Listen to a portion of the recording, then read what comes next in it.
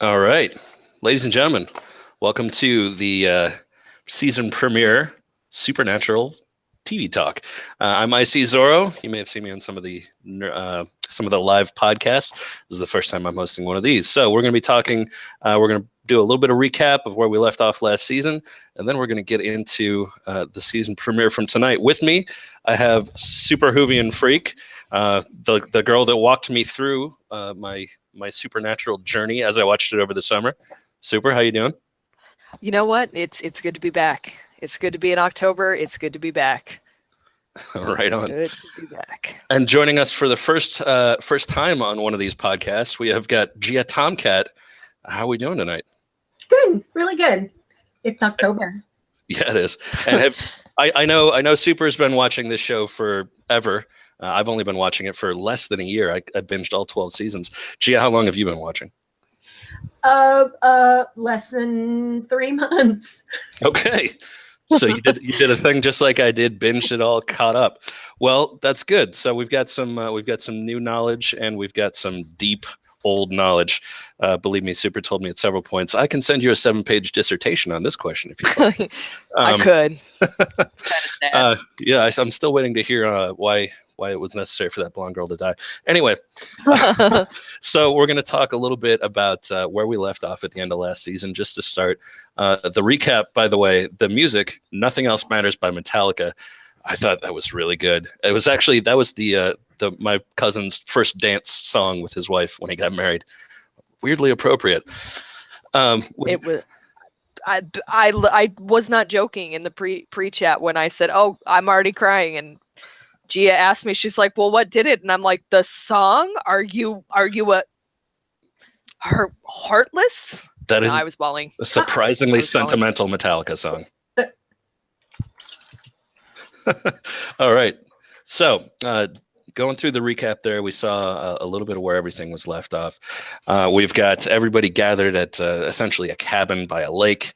The Nephilim is about to be born.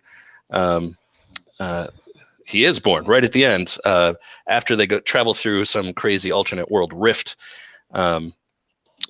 Do you give us a little bit of thoughts, Super, about that alternate world where we left off last season, and how you think that's going to play going forward? Well, you already know that Sam and Dean aren't going to be in there because they were told they're not born in that universe. This is the world that doesn't have Sam and Dean. This is what happens. Lucifer, we're assuming Lucifer's won.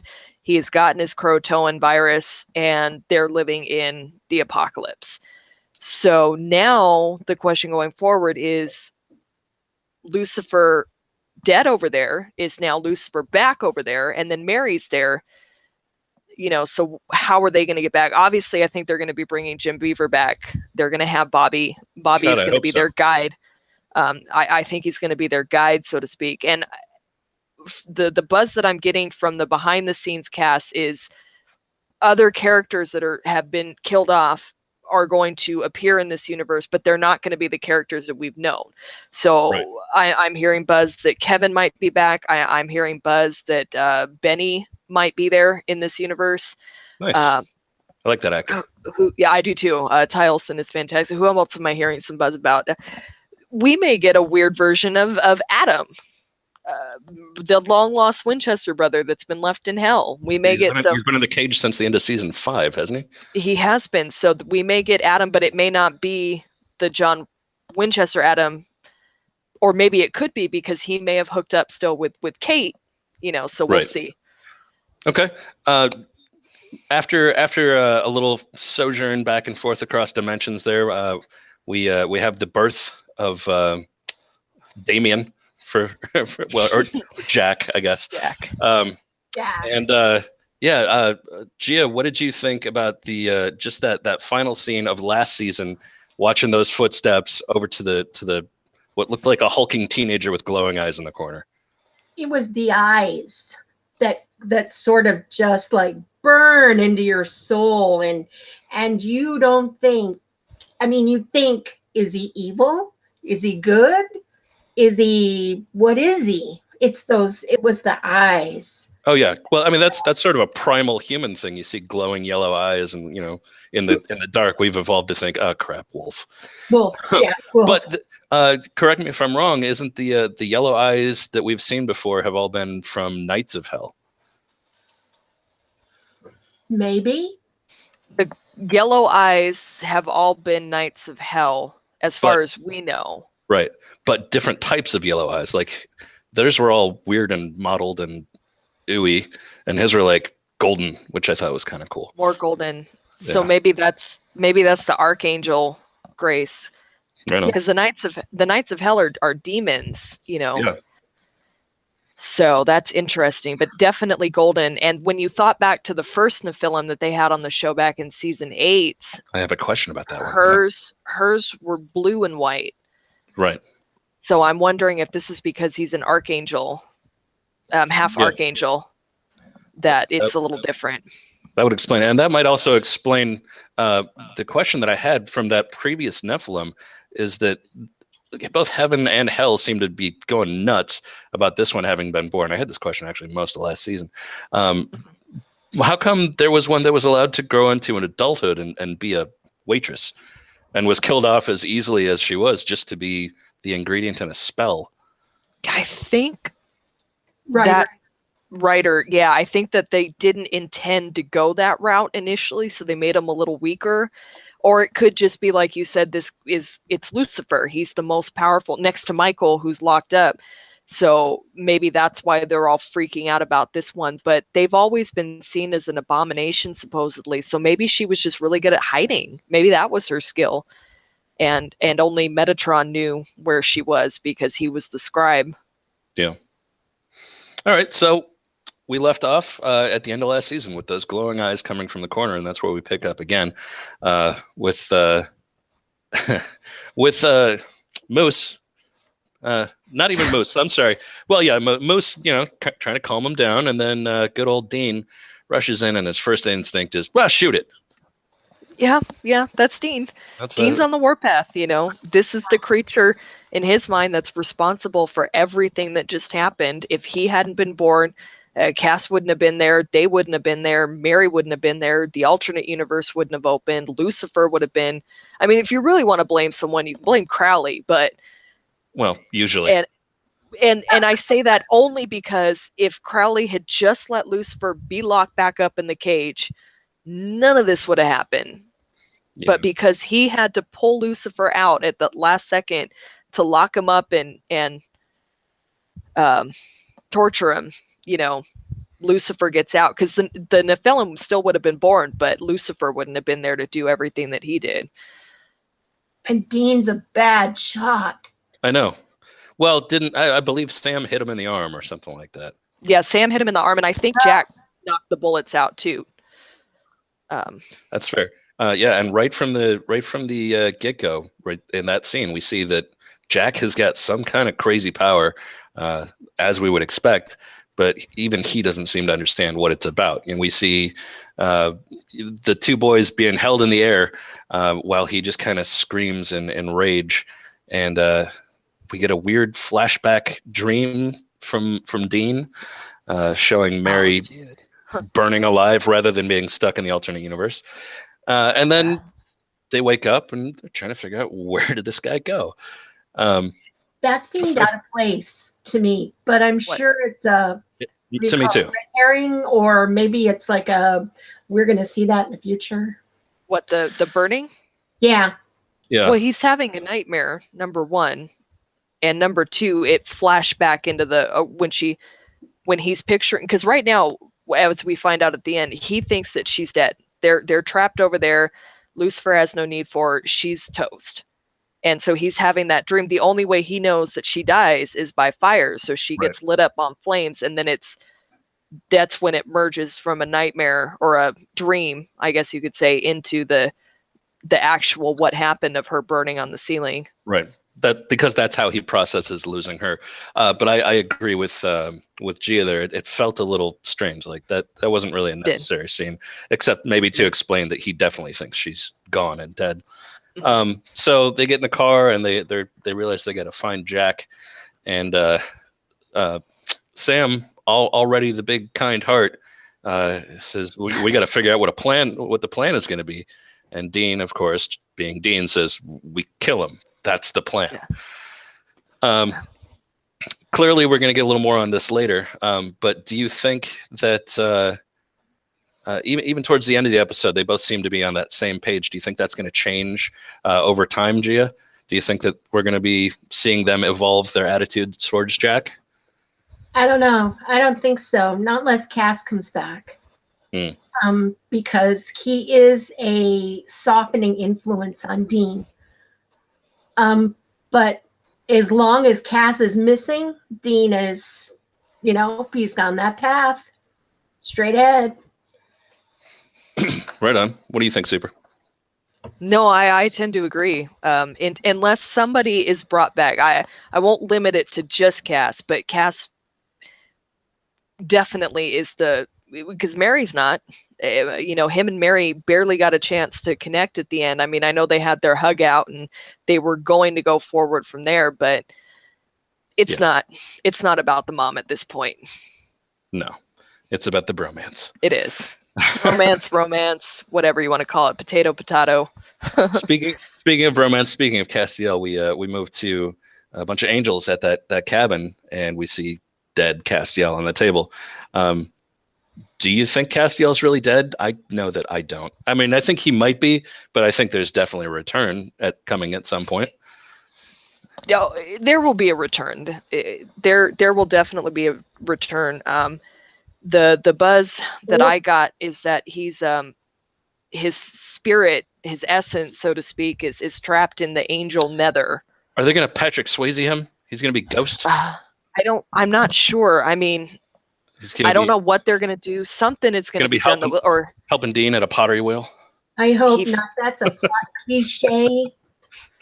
He finds his way out somehow. Supposedly we're going to see his journey there and out of there. Okay. If Misha Collins is to be believed. And Misha under that veneer of adorable snarkiness, I would bet on yes.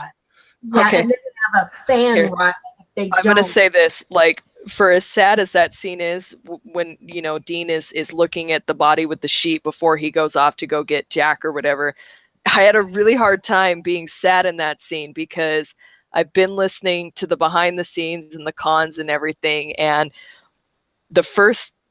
right after they shot that scene, the first con that they went to, Misha was like, look, I just got to get this out right now. He goes, there's going to be a blooper, and y'all are going to love it. And apparently he was trying to get Misha to break character under the sheet, and he's playing with his man parts off camera while filming the scene, like looking all sad and tragic, but he's playing with his man parts, and he's like, so you try being a dead body when you're being fondled under a sheet, like, so. Speaking of being fondled under a sheet, Jason Lee's in the chat room finally. How you doing, buddy? So remember, guys, chat channel, remember to like and subscribe while you're there. Join our chat when we do these things live. It's always a good time. I'm not going to mock everybody's man parts, as Super has been saying. Speaking of catching up on this show, I know I did a lot of it on Netflix, but I'm pretty sure you can also, if you want to go the old school route and actually just have a dependable copy, so you maybe have a power outage or something. We've got Amazon links on our actual main site, malicecorp.com. Malice-corp.com. Click on the links for Amazon, and you can get pretty much anything your heart desires, from ironing boards to Supernatural DVDs, Blu-rays, I guess. Tiny homes. Last night you could get tiny homes. Okay, nice. All right, so let's see here. We left off with wondering if Castiel is really dead, and then we cut over to to the butt shake. I don't know what this restaurant is with a pirate theme and easily programmable menu boards, but it kind of looked good. I want to shake in some fries there. But speaking of a butt shake, naked kid shows up outside. I was trying to figure out if these kids were going to be hello. Oh. I was trying to figure out if these kids were going to be anything more than just comic relief. And as soon as they saw naked Jack, turns out one of them actually helped progress the plot a little bit. Poor guy.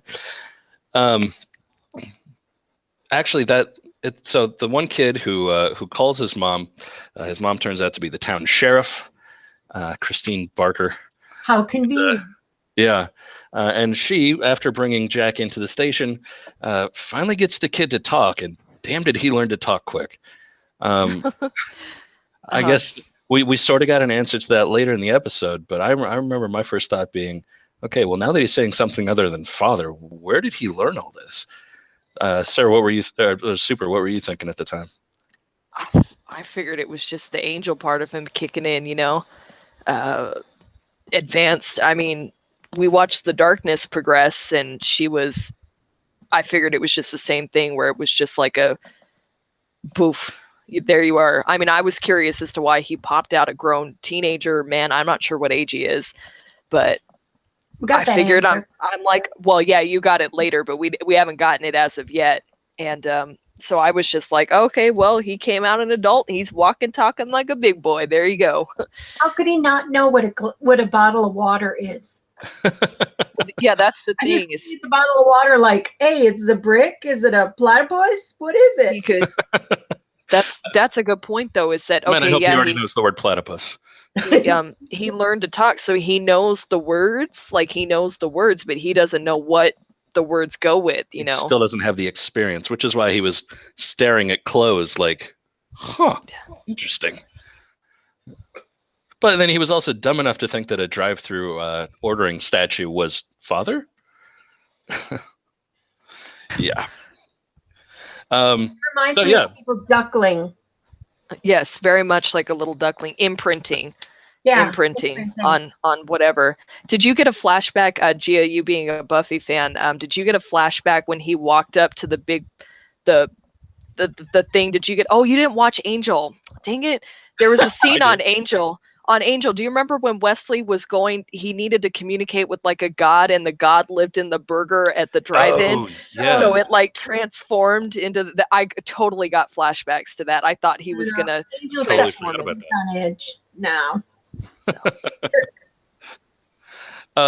Okay, so the sheriff has got him in clothes. She's got him stupefied by a bottle of water. And I loved when she asked him what his dad's name or what his dad's number was, because I immediately thought 666. Right. But I don't know if that works on a phone. So we cut back to the restaurant, and we've got a pretty girl who ends up being very snarky, just moaning, fries. Yeah. I liked her. I legit thought it was a demon. I thought they were making a Ruby joke because Ruby was addicted to French fries.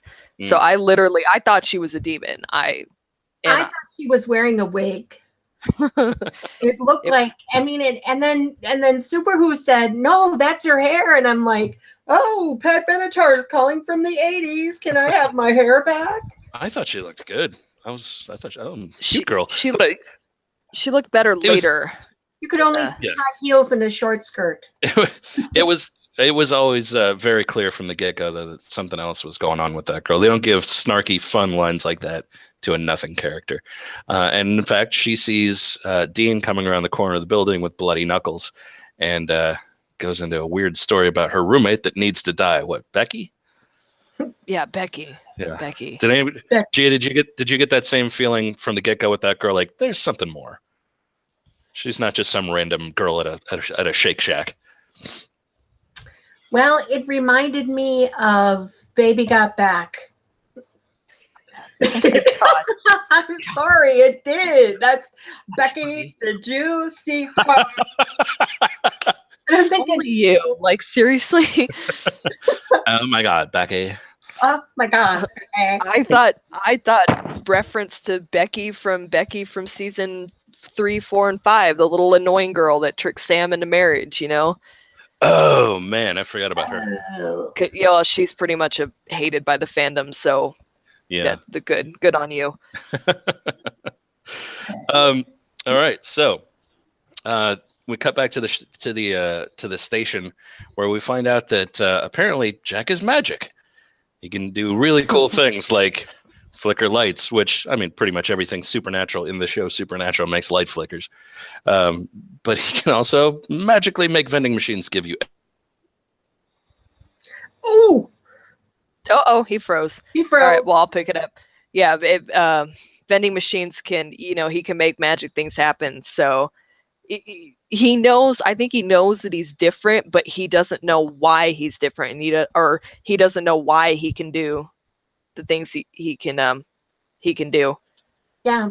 And that power, he is just tripping out on that power. He's like, oh, this is the coolest thing ever. Which I love his line there. I like nougat. Yeah, I do. I like nougat. And it's showing, I mean, he very much is a childlike innocence right now. I mean, he's not this big evil. I mean, it could be that he spins that way in the later half of the season. We'll have to see. But right now, he's really just a blank slate, I think, and just molding. He's just figuring out he's, of course he's socially awkward. Of course. Well, I mean, as you find out, like you said later, he's adopted Castiel as his father, and that one, if you want the definition of socially awkward angel, it's going to have Cass's picture in it. So right, exactly. That does make sense. Even looks a little like Castiel too. Did you know it is freakishly similar. It was like, yeah, wow, he really looks like Cass. The jaw, like he looks like a young Misha Collins. I'm wondering if that's one of the reasons that they casted him, is because in his mind Castiel is his father, so they wanted someone that looked more like him than they did Mark Pellegrino. Right. And it's really funny because I've seen some promos for a few episodes later, 2, 3, something like that, where he's actually in a trench coat like Castiel. Oh. And so, hey, are you there? Back? Are we back? I see your face, but he's got no sound. He's got no sound again. Uh-oh. Here we've got a return of Ian the Angry Mime. No. No? He's like, oh.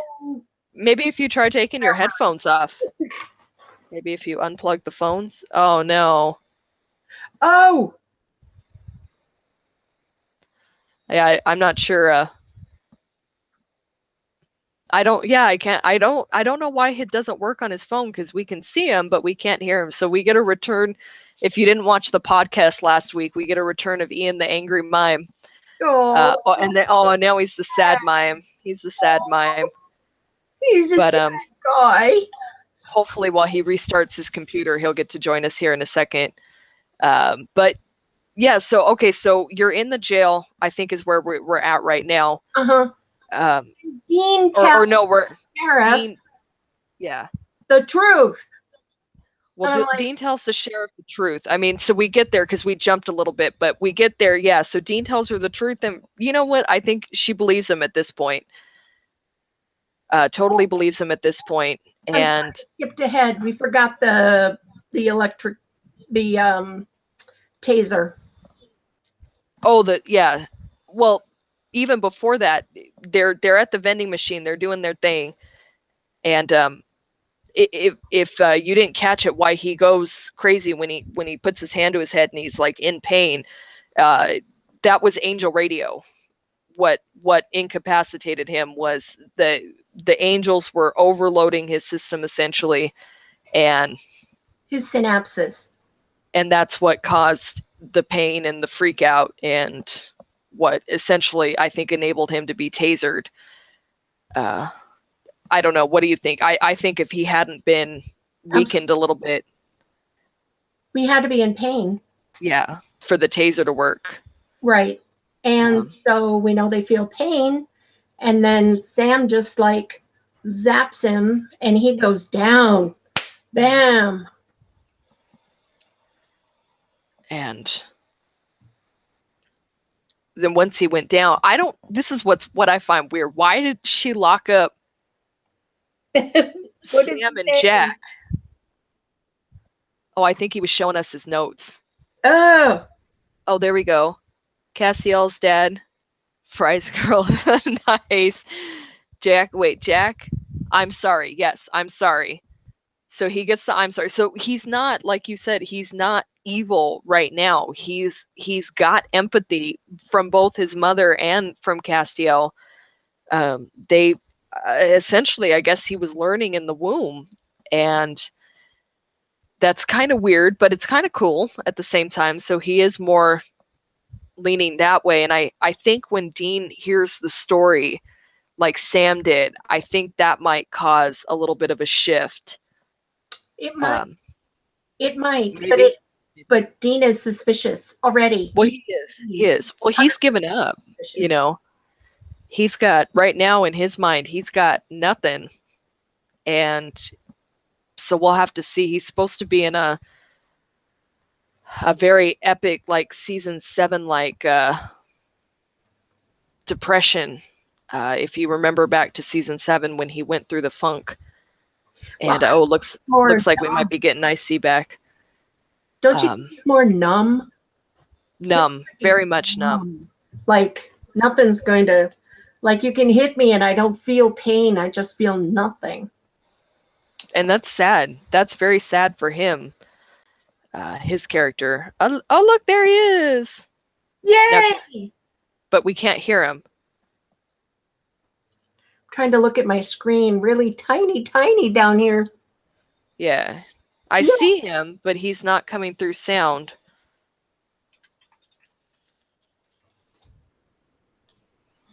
Yeah. All right, there we go. There we go. All right. Yay. Sorry about that. Yeah, no, it's my computer. So, if I drop out again, I'm sure you can take over. There was one thing. Yeah, the whole thing with Jack saying I'm sorry.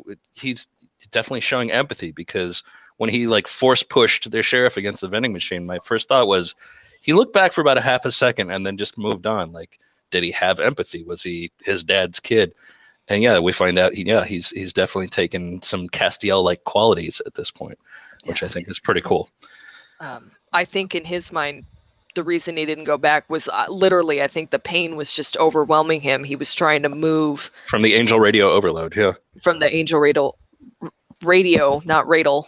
Radel. Angel Radio Overload, really good band name, by the way. Yeah, that actually is a pretty cool band name. I might steal that for my next rock band. Absolutely. Our song "Go to Hell," really, really good. So we get a little scene with Jack revealing that to Sam, no, I don't think Lucifer's my dad. I think Castiel. I was told Castiel. In which case you get that whole other rush of emotions, like, oh, poor kid. Bad enough to have the devil as your bio dad, but yeah. Now you lost your foster, your adopted dad. I don't know. I'm going to give the acting credit in this episode. There may not have been a lot of plot. I mean, this was very much just a setup episode if we didn't cover that at the beginning. Absolutely. But the acting for the moments like that, they knocked it out of the park. Jared, Jensen. New kid. New kid, yeah, but didn't you have like an inkling of a plot twist here? Didn't you say in your head, like I did, oh, the writers did not just do that, did they? Cassius is real dad? No. For a second? No. I never once thought that Castiel had sex with the president's mistress. I mean, he could have, but he didn't. Theoretically, yeah. Like the Flash, just in and out. Yeah. Oh. So in the jail, right after finding out that he thinks Castiel is his dad, or supposed to be his dad, that's the reason that he grew up so fast, because the world was going to be a dangerous place for him, and clearly he was learning in the womb from Kelly and from Cass. And then, the badass angel posse from earlier busts in, literally rips doors off hinges to get to him. And we find out for sure that, yep, Fry's girl, she's an evil angel. Made me sad. Evil, I would just say just another douchey angel. Yeah. And it wasn't surprising. Like I said, I thought she was going to be a demon. I really thought she was going to be a demon. I thought heaven and hell were working together. She definitely had a Ruby feel to her. Yeah. They gave her some really good snark. Yeah, Bieber 2, Electric Boogaloo. Yeah, he could do pretty much anything. I was like, yes, I like this girl. Please don't immediately kill her. And then they did. They did. And then they immediately killed her. They immediately killed her. Yeah. Got to hold with tradition. Yeah. She could have. Well, they let the other angel go. They let the blonde. That was the one that I was hoping would die. That it would be flipped. That was a cool thing, is that Sam sent them away with the angel banishment symbols, and you could see that it affected Jack, but it didn't send him anywhere. Even I think that's the human side holding him back. Yeah. He definitely saw the gold angel threading down his neck. We also see he can't be hurt by an angel blade, just like his actual dad, because he gets stabbed straight in the chest. Everybody freaks out, and then he pulls it out and goes, "I'm fine." Yeah, and I brought that up with Gia. That I think again is because he needs an archangel blade. You got to have an archangel blade to kill an archangel. And as far as we know, the only one that was on the show was Gabriel's back in season 5. I don't know what happened to it though. He went to stab Lucifer. Lucifer turns it around and stabs him. So they had those two. Right. But we don't know what happened to it. Was Gabriel's just left there? Did Lucifer take it? Did it look different than a normal angel blade? I don't remember. I think it was bigger. Honestly, I think that's the only difference, is that it was bigger. So size does matter. Okay. It does matter. Maybe if we're going to continue with that euphemism, it was a little thicker too. I mean, more like a sword than a knife. I got you. No, we're just good friends. I know. So, I mean, I honestly don't know what they did with those two swords. Or blades or whatever, but it would be interesting to see if they make a reappearance. Maybe there's more than one. Yeah. Well, there was supposed to be 4. There was supposed to be one for every archangel. You Raphael, had Michael, Gabriel, and Lucifer. Yeah. Yeah. Those 4. Interesting. No. So we lose Snarky Girl almost immediately, unfortunately. I thought she would have been fun for them to, do a running from the law kind of thing with her chasing them across the country for a couple episodes would have been good. So then we kind of flash back a little bit to how Dean got his knuckles all bloody, because one of the things that she told him is that kid can do pretty much anything. And he says, anything? And she says, yeah, not that. Cass is dead. What? So yeah, we flash back to Dean praying to Chuck. Yeah. Which, that was just sad. It was the moment of the episode for me. Jensen Ackles can do anything. Yeah. Anything that you ask him to do, he will deliver.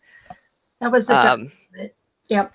It was a dark moment, yeah. And personally, I think the angel was lying to Dean, because why would she tell him the truth? Why would she want to make him happy? She's not going to tell him the truth. I think if Jack had wanted to, if he knew how, that's the trick, is if he knew how to bring him back, he could have brought him back. I mean, if he can open cross-dimensional portals, he can probably reconstitute one angel, So, and that's another question that they seem to have been working towards a lot was, hey, Jack, do you think that you can open that cross-dimensional portal again? And Gia, do you think that they're kind of figuring, hey, if we can get our mom back, we'll deal with the consequences of Lucifer being back? Oh, yeah. That's what it was feeling like to me. Oh, yeah. Well, I think they're thinking of getting their mom back. I don't even think they're thinking of Lucifer over there anyway. Well, Dean is. Well, yeah, but he was talking to Sam. Yeah. So I don't know. Do you think that would be a good trade-off for them to have their mom back, even though they re-allow Lucifer back into the world? Because, they're all about family first. But they're also in the world-saving business. Mm-hmm. It would be foolish. It would be foolish, but I don't think number one, I don't think the characters are thinking about that right now. And number two, I'm not sure what's up in the writer's mind to create the drama with the mom and Lucifer. I can't fortune tell that part. Keep in mind, the season 12 writers were pretty much tied with what's his name as the biggest villains on CW in one of our polls last couple months. Speaking of which, which was a good pick by Jack Malice there. Absolutely. Speaking of which, just a quick plug for our actual website. The reason that we have these podcasts, malice-corp.com. We've got one of our bi-weekly nerd fights going right now. Which show are you most excited for? New show are you most excited for this fall? You can go to malice-corp.com, scroll towards the bottom, and vote there. Vote. You can vote every 12 hours. It's fun. And while you're out there, check out our site. We've got a lot of good articles. Superhero writes like 3/4 of them, I think. All right. So we see that Dean has prayed to Chuck, which I'm just going to refer to God as Chuck from now on, even in real life. And yeah, they come to terms with the fact that Cass is dead. We see Jack dealing with Kelly's body. We see Dean taking a brief look at Cass on the table, and then he can't look at it. He can't look at it. He can't process it. If you noticed in the car, that was a scene I pointed out to Gia in the car. He couldn't even say the word that he was dead. He skipped right over him. He was like, Kelly is this, Lucifer is this, Cass is mom is gone, and then he didn't say it until Sam brought it up, and then he was like, of course he's dead. He's dead. And then boom, done. It was over. Yeah. Like he can't process it. It goes back to season 7 too, and 8 when he was stuck in purgatory. He literally can't process this in his mind. It's like it's like a disconnect that he just can't deal with it. Other than his brother, Cassiel seems to be the most important person in his life. Mm-hmm. I would say above Bobby, clearly above his mom. Mm-hmm. Yeah, that emotional disconnect can cause you to just not believe that person is dead or has ever died, or to just push it out of your mind because you can't process. You can't. I get that. Yeah. And Dean's not exactly one to go around feeling feelings if he can help it. No, he can't. He suppresses it. They make the references, and there's 2 points where the only time that he can talk about it is literally if he's drunk off his butt, or if he's high, like back in 7 with the sandwich that gave him a high. It's the only time. If you watch, I want one of those sandwiches.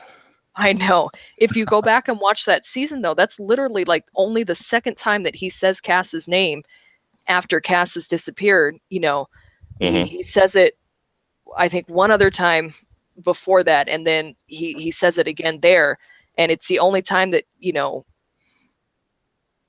there's again that disconnect, and again the same thing with season 8 when he's having those flashbacks. Oh no, that's 7. The flashbacks when he's dying. In the he's a very repressed guy, and it takes a lot for him to unlock emotions, and that was specifically with Cass, and I think that's a real good indicator of what a deep relationship they've had. Super, you are probably the stuff that you were just saying there, and the conversations that we had over me watching the show originally. You seem to be one of the most deeply knowledgeable people about this show that I've met. Anyway, do you know if there is tangential material?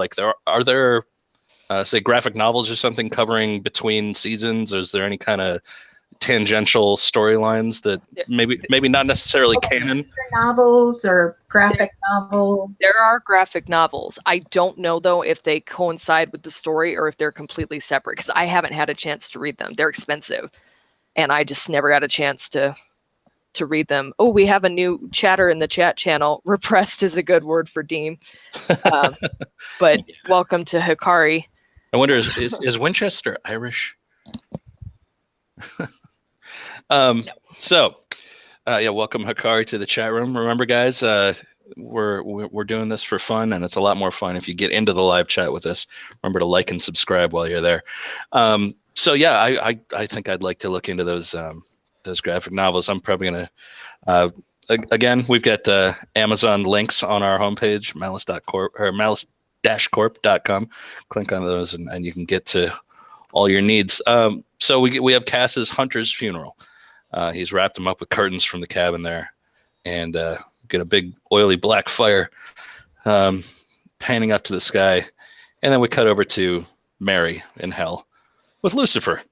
That's a well-constructed fire, by the way. It was beautiful how the prop guys or the special effects guys got it to fire like that. It was just like I was looking at it going, oh, for like what's generally considered to be a lower tier network, the production design on this show has always been amazing. Yeah, it is. Yeah, palette, same special effects. I mean, it's really good. Nice. So yeah, we cut to Mary in hell with Lucifer. Maybe the one production design element of the show where I thought, that looks like a set with all the sand and the spires and various dead body parts laying around. Well, and Doctor Who and Star Trek always filmed in a gravel pit. That's true. We see Lucifer come about that close to impaling Mary's head, and then he decides, no, I'm gonna need you.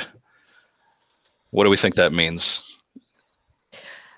Mary is his ticket out. It's as simple as that. He knows, I think, in the back of his mind that they are going to come for her, whether Dean wants to admit it or not. If Sam is looking for her, he will join in just to make Sam happy, even though he thinks it's a dead end. But Mary is his ticket out. Think of him as Benny riding Dean out of purgatory. Yeah. He knows that wherever Mary goes, they're going to eventually find her, and he gets to do his thing. Yeah, he gets to get Jack. He gets to corrupt him. He gets all that power. Bingo. Yeah. All right. Well, so that was the premiere. Gia, what was your favorite moment of the night? I love nougat. This guy really liked candy. I know. I love nougat, and I'm like, yeah. I really like the scene leading up to that where he's like, dude, how high are you? I know. What are you on? I'm on a chair, on a floor, on Earth. Because I want some of that. And I'm like, if he had really been Castiel's kid, he would have been like, I'm on Earth 2,000 years after Christ died. Like, what of it? You know? I think that was a pretty good Castiel influence, though, just taking everything super literally at first. Mm-hmm. Super, what was your favorite moment of the night? Besides the tears. Well, definitely Jensen. Anytime Jensen gets a chance to monologue like that, he did it in season 12. He's done it almost every season. It's epic. It's always good. So that was probably just the best overall scene. Right on. I think mine has just got to be don't move the camera, cat. Snarky angel girl just leaning on the counter. Ma'am, we don't have fries until lunchtime. We have hash browns. They're basically the same thing. Fries. I liked her. I wish they hadn't immediately killed her, but they did. Yeah. So any predictions for the upcoming season, just based off the things that we've seen tonight? Super, where do you think we're going with the Hell storyline, with the Jack storyline? Well, I think they're eventually going to cross, and the twist, well, I won't call it a twist, but the drama is going to be, does Lucifer get to corrupt, or Sam and Dean and Cass, because I'm assuming he's going to come back at some point. I sort of am as well. Are the three of them going to be enough to counterbalance the draw of Lucifer? You know, are they going to connect on some elemental level as father and son? Or is Jack going to be the one that takes Lucifer out finally? Epically. Preferably, with many mutilations and I don't buy that Lucifer can die in this scenario. I think that just as an integral part of the story, he can be put back in the cage, but I don't think he's ever really going to die.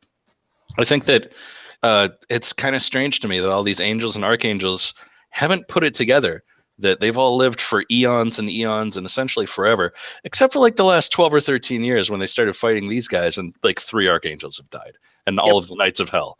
Maybe don't mess with the Winchesters. Crowley knew it.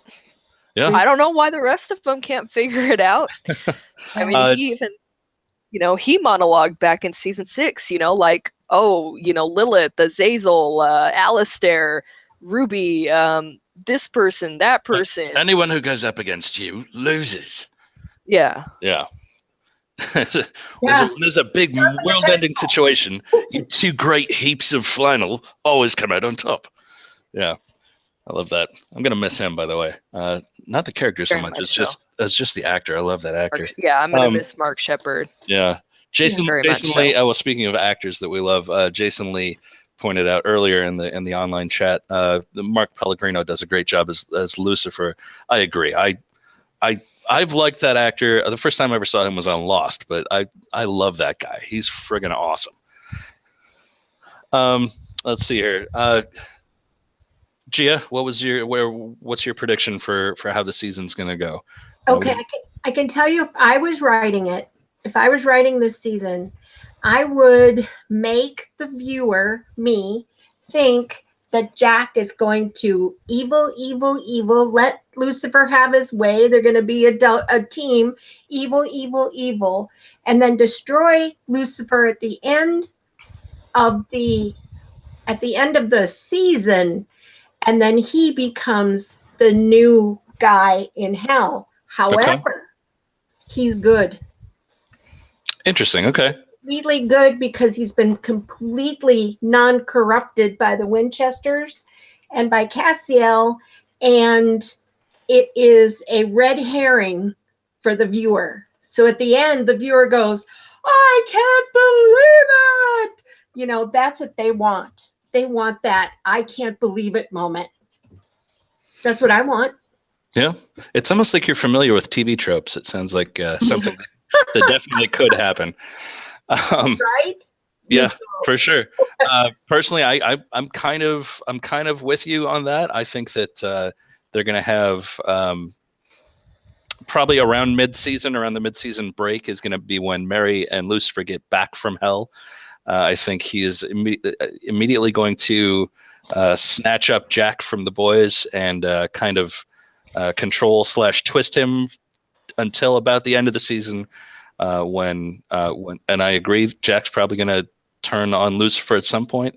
I actually really like that idea of Jack taking over in hell, but actually being a good guy.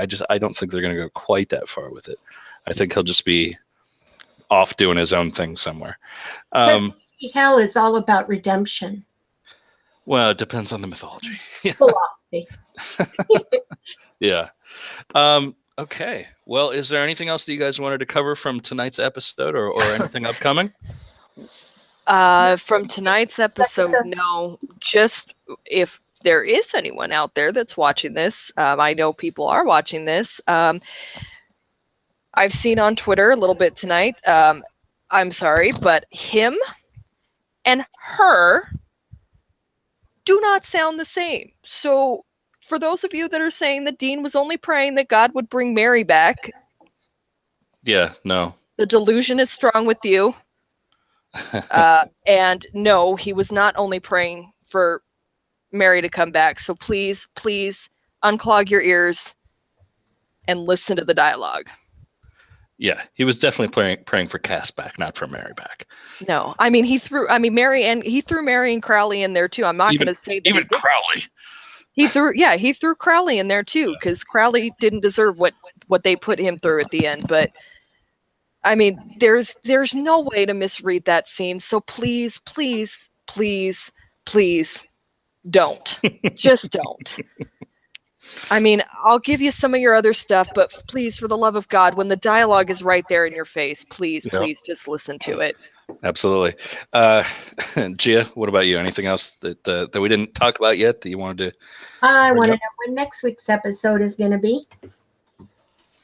The show, it's going to be on Thursdays, right? Oh, this episode. It depends. It's always gonna be whether or not we can get a hold of the episodes in time. Or are you talking about like an actual storyline? No, the actual episode of Supernatural next week. Mm-hmm. Oh, I tried to make a joke. It fell flat. Might just be me taking things way too literally all the time. All right. So where can we follow everybody? Super? You follow me on Twitter at SuperWhovianNut. I will be on there for at least the next 24 hours talking about this. And so come join me. It'll be a good time. I follow her. It's a good follow. There's a lot of interaction, especially with the Supernatural fan base, but with a lot of celebrities in general. Fan base. I got David Hayden Jones on my target, and I got the writer. I was tweeting with the writer earlier, Mr. Bobo Barons. Bobo, if you don't follow Bobo, follow Bobo. He's got a silly name, but Bobo will lead you down a good path. GiaTomcat, where can we follow you? GiaTomcat at Facebook. Okay. I am ICZorro on Twitter and Instagram. You can follow the site at what is it? At MaliceCast, I believe. I'm going to have to write these down before next one. You can go to our actual website, malice-corp.com. That's the platform that all of this is here because of. You can follow our producer at Jack_Malice. And let's see here. Is there anything I'm leaving out? Actually, real quick, Super, do we know when the first episode written by the dreaded duo is going to be? Let me go look. I'm going to Google that for you right now. No. I'm just trying. I want to know when to brace myself. They're usually within the first 5. Hey, when you Google Buck Lemmings, what is a Buck Lemmings and why are they so horrible? Is your first Google, is literally your first Google. Well, let's see. Terrible exposition, misogyny. Yeah. But no, that's the article I wrote for Malice Corp. It's the first thing you find on Google when you Google Buck Lemmings. That's awesome. So that's awesome. Okay, so let me see if I can find. Oh, I hope not. Let me see. Seasons, episode 2. Let me see. But they're usually within the first 5. I want to say that they're usually episode 3. Okay. So brace yourself soon. There aren't any real major female characters going on except for Mary right now, so hopefully nobody dies. That'll be it for this premiere episode of the Supernatural Season 13 TV Talk. I'm ICZorro. Like I said, don't forget to like and subscribe us if you enjoy these talks. And we are out. Thanks for watching. Peace.